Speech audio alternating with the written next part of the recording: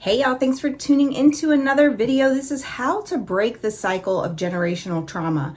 And so if you listened to my last pod, you heard me talk about what generational trauma is and how it shows up in your life. So it may be in the you not being able to ask for help because you never saw people in your space ask for help. Maybe it's in the you yelling at your children because you were always yelled at. Maybe it's in the hiding of your own or suppressing of your own emotions because you never were in a space where emotions could be talked about. So all of these pieces are how trauma and emotional wounding is passed down through generations. And you don't have to be the person who perpetuates the cycle. But there are some steps that you have to be willing to take in order to be a cycle breaker. Because what happens is unhealed pain will pass through patterns.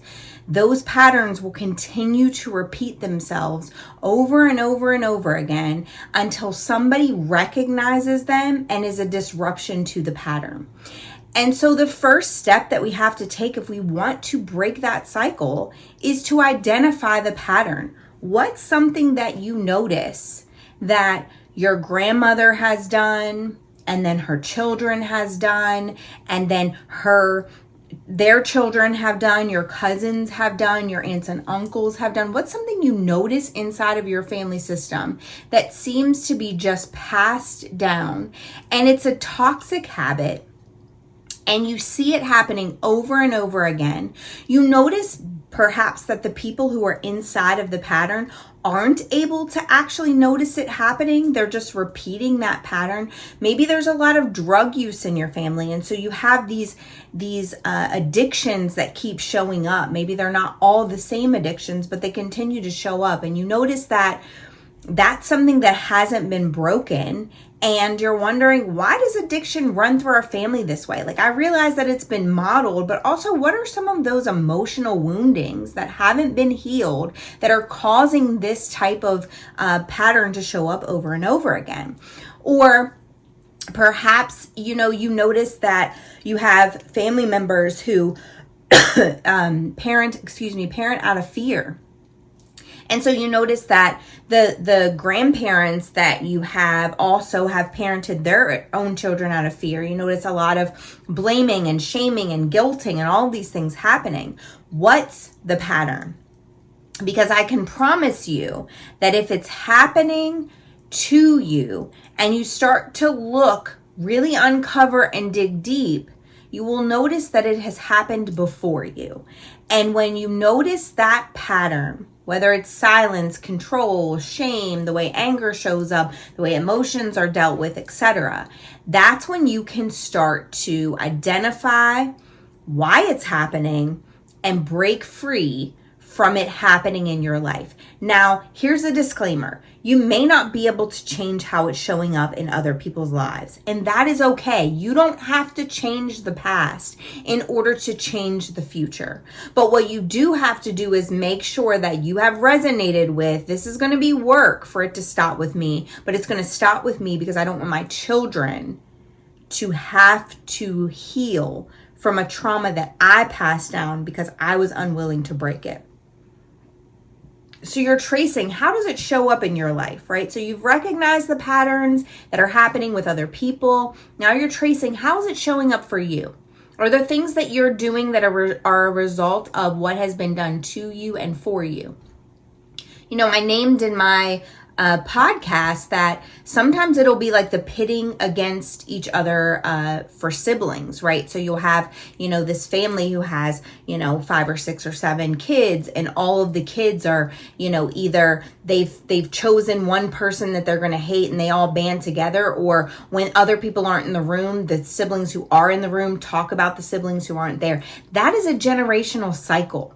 And if you want to break that pattern, you have to be the one who stands up and says, I'm not going to talk about this person when they're not in the room to defend themselves. Or I choose not to gossip about them, but I am going to pray for them. You can join me. These type of things will help you to trace when it's happening and how it's showing up for you. And then the third thing is you choosing a new response, because it doesn't have to be the same way for you and for your children as it has been for your parents and their parents, etc. And sometimes choosing something new might look like choosing a boundary and saying, I'm not going to gossip about this person. I'm going to pray for them. Sometimes it might be being super open, saying, I recognize that I just repeated that pattern and I don't want to do it again. Or I really didn't like when this was done to me, so I'm going to try really hard to not do it with and for my kids. Or maybe it's going to therapy and really talking to somebody about those patterns that have existed and asking them, what do I do? Because maybe you just don't know how to break it, even though you're aware that you want to break that cycle. And always it is prayer. It is saying, God, this pattern has repeated itself over and over again in my family system, and I really don't want to do it anymore. I really don't want my kids to experience what I experienced. And it's praying for him to take it away from you. And oftentimes it's all four of those things and then some in tandem. So really thinking about, what do you need to do to ensure that those things aren't happening again on repeat? Faith and therapy are a really great starting point, because they can give you the ability to have those conversations with your own children. And speaking of those conversations, something that happened often in my childhood that I know happened very often in the childhood of my parents is that when something was done, it was just done. Parents didn't apologize to their children. Parents made children responsible for the emotional dysregulation that happened as a result of those things. And I didn't want to be that way, because I knew that I made mistakes.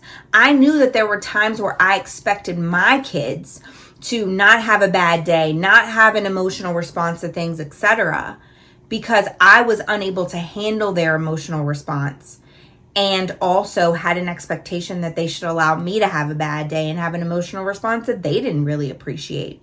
And so because I didn't want that to happen anymore, I started apologizing when things weren't right.